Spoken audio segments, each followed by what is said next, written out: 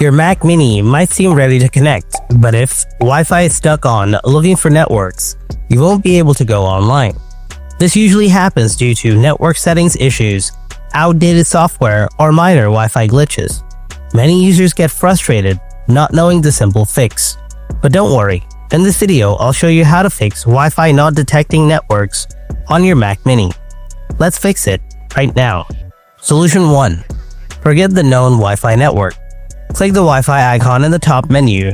Next, click on Wi-Fi settings. Here you will get the known networks option. Under this option, you will get a list of networks that you connected before.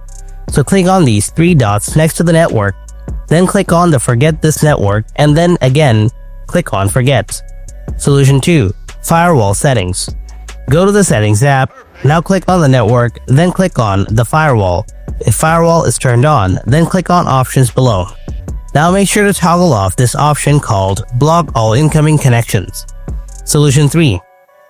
Check Software Update. Open up the settings, then tap General. Next, tap Software Update. If you see any updates available there, then install it. Hope it works. Thanks for watching. I'll see you in the next video. Until then, stay tuned and take care.